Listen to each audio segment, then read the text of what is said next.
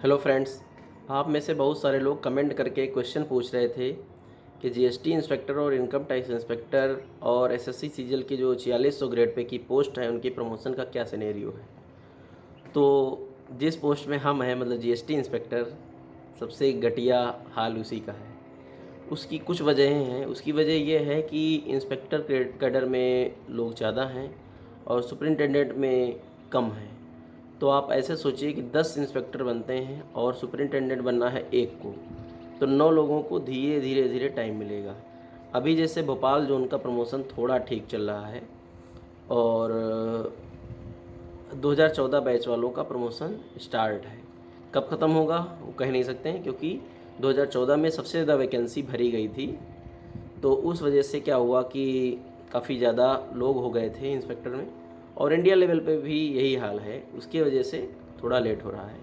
UP में promotion का सबसे बुरा हाल है, वहाँ अभी 2003 बैच वालों का प्रमोशन नहीं हो पाया है। ये जीएसटी इंस्पेक्टर की ही बात हो रही है। दिल्ली, वडोदरा और ये चंडीगढ़, ये सब जोन ऐसे हैं जहाँ पर 2010, 8, 12 ऐसे करके सब चल रहा है।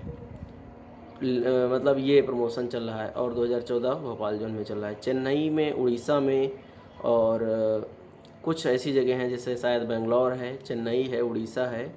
और जो भी छोटे जोन होते हैं उसमें क्या रहता है कि लोग कम रहते हैं, तो प्रमोशन होता रहता है। या फिर कभी कभी ऐसा रहता है कि इंस्पेक्टर की भर्ती 1-2 साल नहीं हुई, तो फिर वो लोग धीरे धीरे प्रमोट हो गए और इंस्पेक्टर में वैकेंसी क्रिएट हो गई, तो आगे साल में वैकेंसी वो भर दी गई, तो सुपरिटेंडेंट भी मतलब भर के बन गए, तो प्रमोशन भी अच्छा खासा हो गया। और कुछ केसेस रहते हैं जैसे आईसीटी के केस कर दिया किसी ने, तो फिर जल्दी से जल्दी प्रमोट करना पड़ गया उस केस के जजमेंट आने के बाद में, तो उस वजह से कभी कभी प्रमोशन जल्दी हो जाता है। तो अब प्रमोशन कितने होते हैं इस पर अगर बात करें तो इंस्पेक्टर, एक्साइज इंस्पेक्टर या जीएसटी इंस्पेक्टर, सीजीएसटी इंस्पेक्टर जिसको बोलते हैं, उसके प्रमोशन में ये है कि एक प्रमोशन आपको मिल जाएगा तब आप बनेंगे सुपरिटेंडेंट। वैसे ही इनकम टैक्स इंस्पेक्टर को जब एक प्रमोशन मिल जाएगा तो वो बनता है आईटीओ, इनकम टैक्स ऑफिसर। दोनों गैजेटेड हैं, 4800 ग्रेड पे की पोस्ट होती हैं। तो ये समस्या रहती है कि ये मतलब इनकम टैक्स में आप आगे भी जा सकते हो, लेकिन इसमें क्या रहता है जीएसटी में आप काफ़ी लेट प्रमोट हो गए। अब जैसे एक सर बोल रहे थे कि जीएसटी में क्या है कि पहले ज़माने में क्या होता था कि आप सुपरिटेंडेंट ही नहीं बनते थे, इंस्पेक्टर ही बने रहते थे। लेकिन अब क्या होगा, सुपरिटेंडेंट तो बन जाएंगे लेकिन सुपरिटेंडेंट के आगे आप प्रमोशन नहीं पा पाएंगे। तो मतलब कुछ नहीं रहेगा, बस ये है कि आप गजेटेड हो जाएंगे और ग्रेड भी गजेटेड हो जाएंगे, तो कुछ फैसिलिटीज़ बढ़ जाएंगी, कुछ सैलरी बढ़ जाएगी, आपकी रिस्पॉन्सिबिलिटी भी बढ़ जाएगी। तो लेकिन उसके बाद में सेकंड प्रमोशन आपका 12-13 साल या 14 साल में होना चाहिए जो एसी बनते हैं। तो मतलब कायदे से तो 20 साल में बन जाना चाहिए एसी, जहाँ से आईआरएस स्टार्ट करता है, लेकिन ऐसा हो नहीं पा रहा है। और अगर हो भी जाएगा तो आपको इतना लेट हो जाएगा, जैसे मान लो 25 ईयर्स आप सुपरिटेंडेंट रहें, फिर आपको एसी बनाया गया, तो 25 वो और 8 ये, 25 8 33 हो गए, आपकी सर्विस 35 साल की, अब 2 साल के लिए एसी बने। या फिर कोई अर्ली एज में ज्वाइन कर लिया तो वो 4 साल के लिए बना। जब तक 4 साल आपके पास होंगे नहीं तब तक आप एसी से डीसी नहीं बन पाओगे। 4 क्या मतलब आपके एसी बनने के बाद कम से कम 7 साल हों या 6 साल हों, तो आप 4 साल बाद डीसी के लिए प्रमोट होंगे और तब 2 साल डीसी में रह पाएंगे। तो ये है कि आप एसी मान के चलो, मैक्सिमम आपकी रहेगी कि एसी भोपाल जोन या कुछ अच्छे जोन है या फिर कोई अर्ली एज में आता है तो उसके लिए एसी तो कम से कम बन जाएगा। लेकिन इनकम टैक्स में क्या है कि 20 साल बाद आप जब एसी बन जाओगे उसके बाद में आप बढ़ते बढ़ते चलते जाओगे, हो सकता है एडिशनल कमिश्नर तक बन जाओ। यही हाल प्रिवेंटिव ऑफिसर में है, आप सबसे पहला प्रमोशन पाएंगे। अप्रेजल शायद उसको बोलते हैं, एग्जामिनर और प्रिवेंटिव का सेम चलता है, वो भी एडिशनल कमिश्नर की रैंक तक जाते हैं। तो ये इन दोनों के प्रमोशन के फ़ायदे हैं, जीएसटी इंस्पेक्टर का ये घाटा है।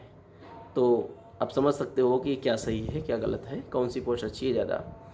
और ये हो गया। एएसओ में क्या है, एएसओ बहुत ख़राब भी नहीं है, बहुत अच्छी भी नहीं है। जीएसटी इंस्पेक्टर जैसा प्रमोशन बेकार नहीं है और इनकम टैक्स इंस्पेक्टर जैसा बहुत अच्छा नहीं है।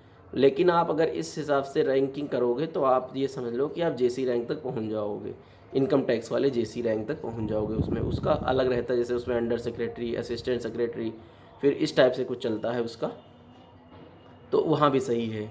वैसे ही अगर आप एईओ इन ईडी की बात करो तो उसमें 4 साल बाद आप असिस्टेंट आपका हट जाएगा, इन्फोर्समेंट ऑफिसर बन जाओगे, तो उसका प्रमोशन थोड़ा अच्छा है। और जैसे ऑडिटर का क्या है, CGDA या फिर CAG के ऑडिटर, तो कहीं कहीं पर 3 साल बाद आपको 4200 ग्रेड पे में भेज देते हैं, कहीं कहीं पर 5 साल भी लग सकते हैं या 6 साल भी लग सकते हैं। ऐसे अगर आप TA 2400 ग्रेड पे की बात करो तो आपको सीनियर TA बनने में अभी तक तो इनकम टैक्स में 3 साल लगते थे, GST में 10 साल लगते थे, लेकिन अभी आने वाले समय में ये हो गया है कि 10-10 साल दोनों में लगने वाले हैं। तो ये TA का तो नहीं ज़्यादा सही है। और नारकोटिक्स का वो CBN का जो रहता है SI, उसमें भी वही कंडीशन है कि आपको थोड़ा टाइम लगेगा। और ASO की जो भी वैकेंसी हैं उसमें क्या है कि वो एक ऐसी ऐसी हैं पोस्ट जिनका प्रमोशन बहुत ख़राब भी नहीं है और बहुत अच्छा भी नहीं है, तो आप ASO को प्रमोशन वाइज ठीक मान सकते हो कि वर्स्ट नहीं है।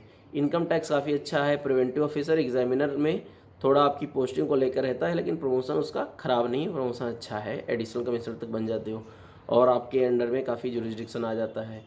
तो ये हो गया GST के घाटे, ये हो गए। AEO का आपका बता दिया 4 साल में। डिविजनल अकाउंटेंट के बारे में मुझे ऐसा पता चला या फिर इतना मुझे पता है कि उसमें एक ही प्रमोशन शायद मिलता है या फिर वो भी नहीं मिलता है, आपको लाइफ टाइम वही काम करना पड़ता है। तो पोस्टल इंस्पेक्टर में उसका ठीक है, उसका ज़्यादा ख़राब नहीं, उसमें आपको पावर भी अच्छी खासी मिलती है। तो पोस्टल इंस्पेक्टर वर्क थोड़ा उतना ज़्यादा सही नहीं है, लेकिन उसका प्रमोशन काफ़ी अच्छा है।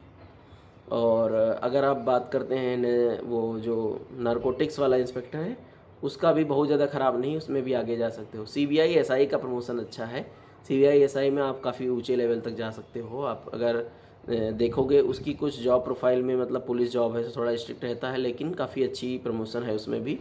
और ASO इन IB का तो वो ASO जैसा ही चलता है। CBI ED का आपको हमने 4 साल का बताया, CBI ED हो गया, IB का वो हो गया। रेलवे काफ़ी अच्छा डिपार्टमेंट है, तो ASO इन रेलवे काफ़ी प्रेफरेबल रहता है, बहुत सारे लोग इसको चूज़ करते हैं 1 नंबर पे भी।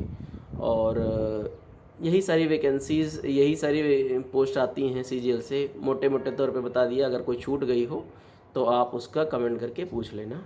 धन्यवाद। अगर सब्सक्राइब ना किए हो तो कर लो। और ये हम ब्रीफली बोल रहे हैं, ऐसा नहीं है कि हम इस पर बहुत सारा डिटेल में बताएं, क्योंकि ज़्यादा डिटेल में बताने के लिए फिर एक वीडियो एक पोस्ट पर होना चाहिए। और प्रेफरेंस भरते टाइम पर एक ओवरव्यू लिया जाता है, आप सारी चीज़ें डिटेल में नहीं घुस सकते हो, क्योंकि डिटेल में जाने के लिए पहले ज्वाइन करना पड़ता है। अगर आप ज्वाइन कर लोगे तो उस पोस्ट के बारे में अच्छी जानकारी हो जाएगी, लेकिन आप ज्वाइन कर चुके होगे फिर बदल नहीं सकते हो। तो इस वजह से अगर उस पर ज़्यादा रिसर्च करोगे तो फिर आपको कोई पोस्ट अच्छी नहीं लगेगी, क्योंकि अगर आपको ED में प्रमोशन मिल जाएगा अच्छा, तो आपको ऑल इंडिया लेवल पे ट्रांसफ़र दिक्कत देगा। इनकम टैक्स में फेसलेस आपको बोलोगे कि हमें पावर थोड़ी कम मिल रही है, GST में पावर मिलेगी तो प्रमोशन नहीं मिलेगा। प्रिवेंटिव ऑफिसर और एग्जामिनर थोड़ा बाहर जाना पड़ेगा, तो कुछ खोओगे कुछ पाओगे। ऐसे डिविजनल अकाउंटेंट में थोड़ा लिबर्टी रहेगी, ऑफिस का माहौल अच्छा रहेगा, लेकिन आपको थोड़ा प्रमोशन में बर्दाश्त करना पड़ेगा। पोस्टल इंस्पेक्टर में थोड़ा काम का ज़्यादा रहेगा, CBI में पुलिस वाला स्ट्रिक्टनेस रहेगी, और यही सारी चीज़ें चलती रहेंगी। तो ये है कि आपको बैलेंस करना है, होम स्टेट मिल जाए, होम स्टेट के पास वाला मिल जाए, और 4600 मिल जाए, और थोड़ा प्रमोशन भी अच्छा मिल जाए, तो सब सही है। ठीक है, नमस्कार।